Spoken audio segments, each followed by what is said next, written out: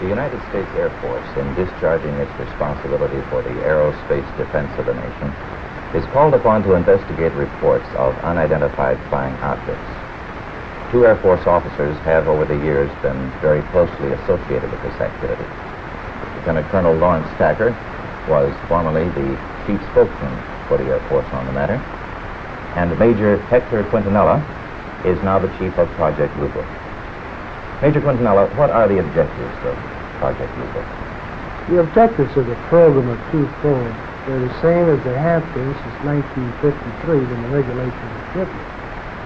First of all, to try to determine if the UFO phenomena presents a threat to the security of the United States.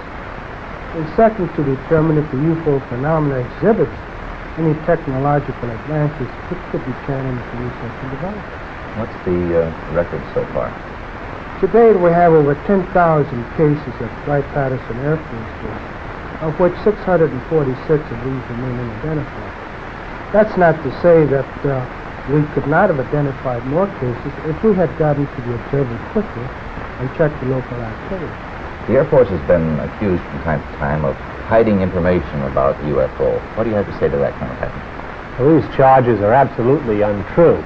Actually, the United States Air Force releases statistics on the UFO phenomena through the Department of Defense Press Desk periodically, and we've always honored accredited media when they want to investigate a given specific sighting. There's nothing to hide? There's nothing to hide at all. Is there anything in the files, either classified or unclassified, that would indicate that there may be extraterrestrial visitors over here? First of all, the project is completely unclassified. And there is nothing in the records which would indicate that we have been visited by any advanced civilization. How does the Air Force look upon people who make reports of UFOs? Do they look on them as qualified observers? Yes, they do look on them as qualified observers.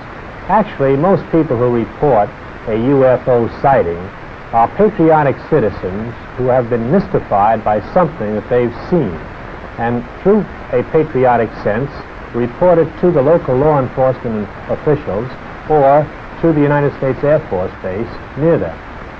What would you consider as a person qualified to interpret what he sees? Well, I consider astronomers genuinely expert in their field.